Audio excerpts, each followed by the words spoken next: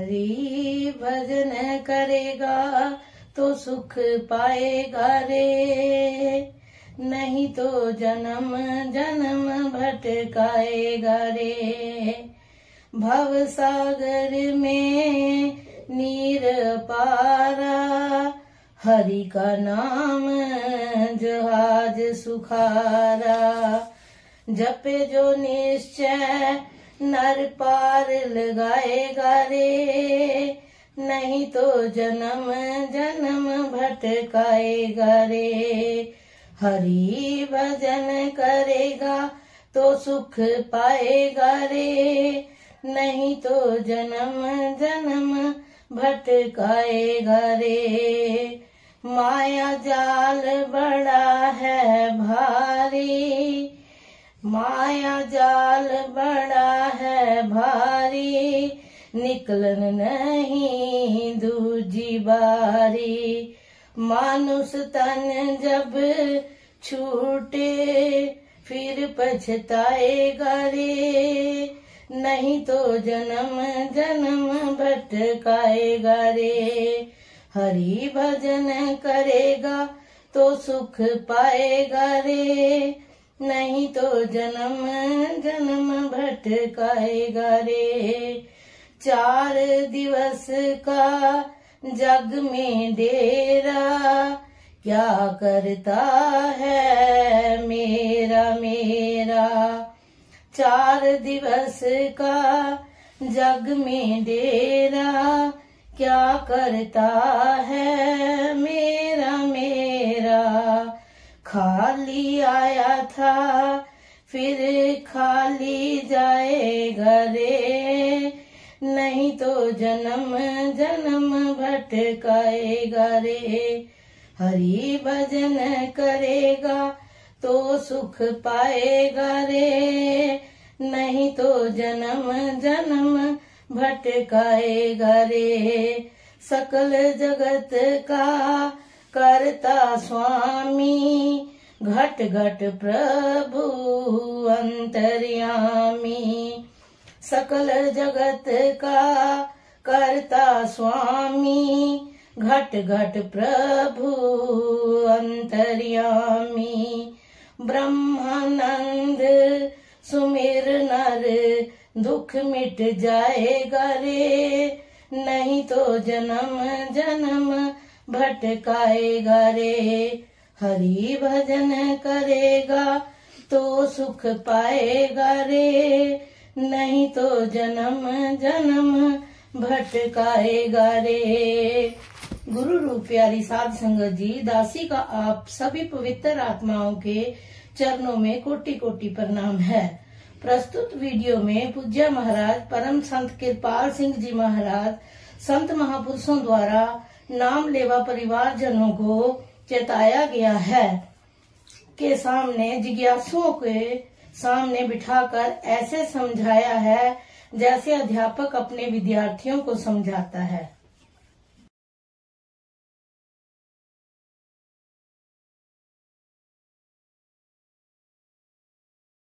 गुरु रूप प्यारी साध संगत जी, परम पूज्य परम संत कृपाल सिंह जी महाराज जी से जिज्ञासु जन अंतर में गुरु के दर्शन के बारे में प्रश्न कर रहे हैं। 7 साल पहले जब अंतर में अपने गुरुदेव के दिव्य स्वरूप के दर्शन आपको हुए, तब से लेकर उस वक्त तक जब आपने देह स्वरूप में उनसे भेंट की, आपको अंतर में हर वक्त उनके दर्शन होते रहे। 7 वर्ष तक लगातार उनका दिव्य स्वरूप अंतर में आता रहा। महाराज जी फरमाते हैं, नहीं नहीं, जब मैं सुमिरन ध्यान पर बैठता था तभी मुझे उनके दर्शन होते थे और उनकी कृपा से उनके साथ साथ मैं अंतर दिव्य मंडलों में चढ़ाई करता था। वो मार्गदर्शक बनकर मेरे साथ रहते थे। अंतर में ही नहीं, बाहर व्यवहारिक जीवन में भी वो मेरा मार्गदर्शन करते थे। फिर प्रश्न किया है जिज्ञासु ने, क्या पहले किसी जन्म में आपका और हजूर बाबा सावन सिंह जी महाराज का साथ रहा? महाराज जी फरमाते हैं, वो प्रभु सत्ता हमेशा हर जमाने में काम करती है, लेकिन उसका स्वरूप एक नहीं रहता। कभी किसी चोले में कभी किसी में वो काम करती है। हर आदमी बन रहा है, पूर्णता की ओर विकास कर रहा है। इस जन्म से पहले मेरा उनका साथ रहा हो या न रहा हो, ये जानकर आपको क्या फायदा होगा। वो प्रसन्न प्रभु सत्ता अपना काम करती रहती है, इंसान बनता रहता है, पूर्णता की ओर आगे बढ़ता चला जाता है। कुछ लोग पहले जन्म में कुछ करके आए हैं, वो दूसरों के मुकाबले में ज्यादा तैयार होते हैं। कुछ ऐसे हैं जो तैयार नहीं है। मंजिल सबकी एक ही है। जो आज संत बना बैठा है वो पहले कभी हमारी तरह इंद्रियों के घाट पर था। इसी तरह जो आज इंद्रियों का रूप बना बैठा है वो कभी संत भी बन सकता है। आशा का द्वार सबके लिए खुला है। अध्यात्म कोई जटिल विषय नहीं है। चंद सीधे सादे शब्दों में सारी बात समझाई जा सकती है, परंतु जो लोग पहले कुछ करके आए हैं उन्हें सतगुरु बाह पकड़कर आगे ले चलते हैं। मैं अपने बचपन की बात बताऊं, मैं तीसरी कक्षा में पढ़ता था। एक दिन एक वक्ता को भाषण करते देखा। मैं हैरान था कि उसकी जबान पर शब्द कहां से चले आ रहे हैं। मैं एक बच्चे के स्तर से सोच रहा था। आज किसी भी विषय पर भाषण करना मामूली बात मालूम होती है। पात्र बनने के समय जो लगेगा ही। कुछ लोग ज्यादा तैयार होते हैं और जल्दी तरक्की कर जाते हैं, लेकिन जैसा मैंने कल आपसे निवेदन किया, जिनकी पिछली पृष्ठभूमि अर्थात तैयारी नहीं है तो आज ही से अभी से नियमित रूप से शुरू कर दें। साधन अभ्यास में नागा ना होने दें। सतगुरु के आदेशानुसार जीवन बनाएं तो वो उस व्यक्ति से आगे निकल सकते हैं जिसकी पिछली पृष्ठभूमि है, लेकिन वो सतगुरु के आदेशों का पालन नहीं कर रहा। तो कोई बंधा टिका नियम नहीं है, केवल वही आगे बढ़ सकते हैं जो पहले से तैयार हैं। जो तैयार नहीं वो भी मेहनत करें और सतगुरु के आदेशों का पालन करें, उन्नति कर सकते हैं। मानव जीवन पाकर यही काम है, बड़े से बड़ा और ऊंचे से ऊंचा काम जो हमें करना है। मानव जीवन का परम लक्ष्य यही है कि हम प्रभु को पहचाने, प्रभु के दर्शन करें, और ये काम हम मनुष्य जीवन में ही कर सकते हैं, अन्य किसी योनि में नहीं। फिर प्रश्न हुआ, अन्य दूसरी सभी चीजों को छोड़कर हम इस परम लक्ष्य को पाने में लग जाएं। महाराज जी फरमाते हैं, परमात्मा को मुख्य रखो, तय कर लो कि हमारे लिए प्रभु पहले है और सब चीजें बाद में। हाथी के पांव में सबका पांव प्रभु मिल गया तो अन्य दूसरी चीजें आप ही मिल जाएंगी। स्वार्थ छोड़ो, अपना ही भला ना सोचो, दूसरों का भला करो, अपनी पूरी कोशिश दूसरों की भलाई में लगा दो। उससे तुम्हारा अहम फैलेगा, हृदय विशाल होगा। दूसरों की मदद करोगे तो तुम्हारी मदद आप हो जाएगी। यदि आप दूसरों को सांत्वना देंगे आपको सांत्वना मिलेगी। अगर आप किसी को भूखा नहीं मरने देंगे तो आप भी भूखे नहीं रहेंगे। और दम दम शुक्राना करो प्रभु का। जिज्ञासु ने प्रश्न किया, मेरा ख्याल है आपने एक बार यह बात भी कही थी कि जब तक हम समय बंधन विमुक्त नहीं हो जाते, अर्थात तन मन के पिंजरे से ऊपर उठकर अपने परम लक्ष्य को नहीं पा लेते, हम दूसरों की सहायता नहीं कर सकते। तो महाराज जी फरमाते हैं, यह बात अध्यात्म के संदर्भ में कही गई थी कि पहले आप ऊपर उठो तन मन के पिंजरे से, फिर दूसरों को उठाओ। यह व्यवहारिक जीवन की बात है। तन मन से जी जान से दूसरों की सेवा करो, देना सीखो, अपनी कमाई में से दूसरों का भी हिस्सा निकालो। दोगे तभी जब तुम्हारे पास कुछ होगा, तुम्हारे पल्ले कुछ है ही नहीं तो बांटोगे क्या। कई बार ये बातें किसी और संदर्भ में कही जाती हैं। एक संदर्भ में उस बात का कुछ मतलब है, दूसरे संदर्भ में उन्हीं शब्दों का कुछ और मतलब होता है। सार की बात यह है कि त्याग करना सीखो, दूसरों के लिए जीना सीखो। इंसान वो है जो दूसरों के लिए जिए। मुख्य बात यह है कि हमने जीवन आचरण में धारण करना है। पहले अपनी कमाई का 1% दो, फिर धीरे धीरे बढ़ाकर 10% और अंत में 100% कर दो। अर्थात अपना सर्वस्व प्रभु अर्पण कर दो, अर्थात दुनिया की भलाई के लिए दे डालो। यह चरम अवस्था है त्याग और सेवा की। जितना तुम दूसरों के लिए जियोगे, अपने हृदय को विशाल और हाथों को खुला करोगे, उतना ही तुम्हारे अहम का विकास होगा, तुम्हें शांति मिलेगी। अगर सभी लोग उस उसूल पर चलना शुरू कर दें तो दुनिया में कोई प्रभावग्रस्त नहीं होगा। जिज्ञासु ने प्रश्न किया, हम आपको किन किन तरह से समझने की कोशिश करें। पूज्य महाराज जी ने फरमाया, पहले इंसान के स्तर पर आप भी इंसान, मैं भी इंसान। फिर आत्मा के स्तर पर इंसान आत्मा देहधारी है, इंसान का उस्ताद इंसान ही हो सकता है। परमात्मा सीधा आसमानों से उतर आए तो हम उससे संपर्क स्थापित नहीं कर सकते। हमारा मार्गदर्शक, हमारा सतगुरु हमारे सरीखा इंसान ही होना चाहिए, जो हमारी तरह दुनिया के उतार चढ़ाव से गुजरा है, जिसने व्यवहारिक जीवन के सारे पहलू देखे हैं। यीशु मानव पुत्र भी थे और प्रभु में अभेद महापुरुष भी, और उनके वचनों में ये दोनों रूप हमें दिखाई देते हैं। और कितना फर्क है दोनों में, तो यह पहली बात है। जब मैं पश्चिम गया तो वहाँ लोगों ने मेरे बारे में कहा, इसकी हर बात में इंसानियत है, मानवता है। मैं पहले इंसान हूँ भाई, हमें इंसान, पूर्ण पुरुष, मुकम्मल इंसान बनना है। जिस्म करके, बुद्धि करके, सामाजिक प्राणी होने के नाते समाज की सेवा करनी है, लोगों से प्रेम और प्यार के साथ मिलकर रहना है।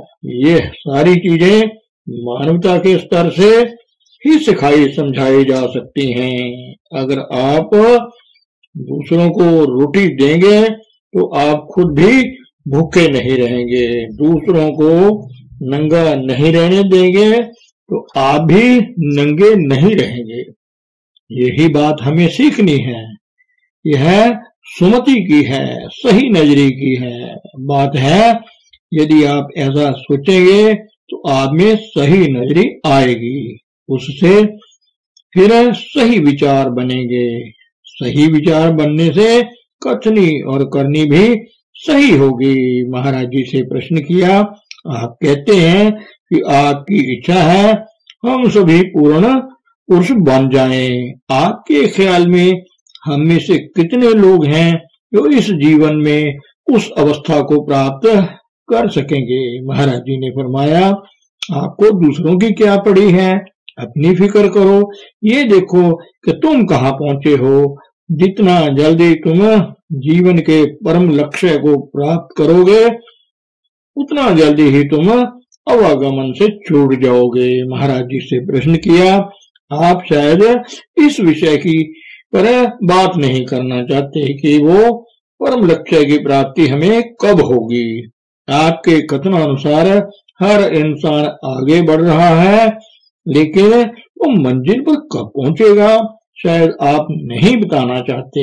महाराज जी ने फरमाया, हर इंसान को परम लक्ष्य प्राप्ति की चिंता करनी चाहिए, उसके लिए प्रयत्नशील रहना चाहिए।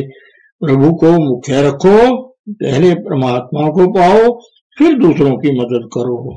जो चीज तुम्हें मिली है दूसरों को बांटो, दूसरों के ठेकेदार ना बनो, पहले खुद बनो। तुम्हें देखकर दूसरे भी उस रास्ते पर चल पड़ेंगे। जवानी प्रचार से जीवन में नमूना पेश करना बेहतर है। महाराज जी से प्रश्नकर्ता ने पूछा, मतलब यह कि हम दूसरों की आध्यात्मिक उन्नति की चिंता छोड़ अपनी फिक्र करें कि हम कहाँ तक आगे बढ़े हैं। महाराज जी ने फरमाया, जी हाँ, आप खुद बन गए तो आपको देखकर दूसरे लोगों को प्रेरणा मिलेगी, वो भी आपके पीछे चल पड़ेंगे। उस वक्त आपके मुख से निकला एक शब्द भी उनको उभार देने वाला होगा। अगर आप समय कुछ ना करें और दूसरों को लंबे चौड़े व्याख्यान देते रहें तो उसका कोई असर नहीं होगा। जब इंसान कोई बात करता है तो लफ्ज जो उसकी जबान पर आता है वो उसके मन की अवस्था का रंग और असर लेकर आता है, और वही रंग और असर सुनने वालों को दे जाता है। जिसका हृदय प्रभु प्रेम और विश्व प्रेम का अनंत स्रोत बन चुका है, उसकी जबान से निकले लफ्जों में भी वही रंग और असर होगा। सुनने वालों को वो लफ्ज वही प्रेरणा और उभार देंगे। स्वामी राम तीरथ जी महाराज के शब्दों में मैं आपसे कहना चाहूंगा, हमें ऐसे सुधारक दरकार हैं जो दूसरों का नहीं अपना सुधार करें। उनको तनख्वाह क्या मिलेगी? प्रभु की प्राप्ति। प्रश्नकर्ता ने पूछा, यह तो बहुत बड़ा काम है। महाराज जी ने कहा, बड़ा काम है, महान प्राप्ति कहो अपने आप की, प्रभु की, और मानव जीवन पाकर यही काम हमें करना है। अफसोस कि आप लोगों ने यही तय नहीं किया कि आपको जीवन में क्या करना है। आपने जीवन के लक्ष्य का फैसला नहीं किया। मैंने 1912 में ही, जब मेरी आयु 18 वर्ष की थी, पूरे सोच विचार के बाद फैसला किया था कि मेरे लिए परमात्मा पहले है या दुनिया बाद में। मैं बड़ा महत्वाकांक्षी था। मुझे किताबें पढ़ने का बहुत शौक था।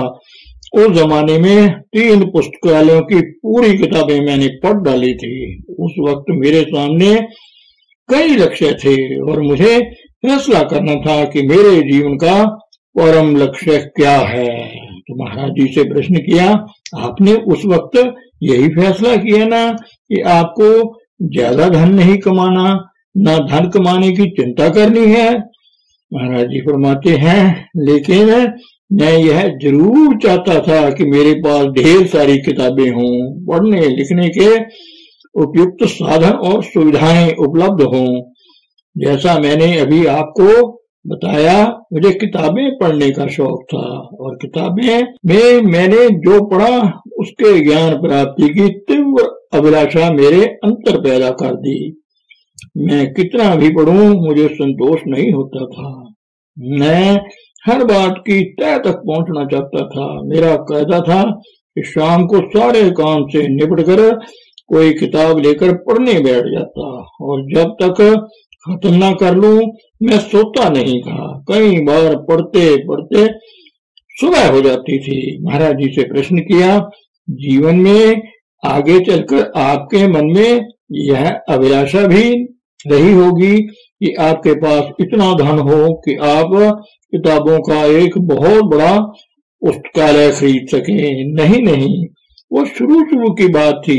जब प्रभु प्राप्ति की लगन में मैं इधर उधर खोज रहा था कि कहीं से उसका पता मिले, कोई खोज, कोई निशान मिले। मुझे प्रभु से मिलने की लगन थी। प्रभु की सच्ची लगन मन में जाग उठे तो हर तरफ से मदद मिलनी शुरू हो जाती है। जिज्ञासु ने प्रश्न किया, ये जो आपके मन में अपनी एक बहुत बड़ी लाइब्रेरी बनाने की लगन थी, वो गुरु से भेंट होने के बाद खत्म हो गई होगी?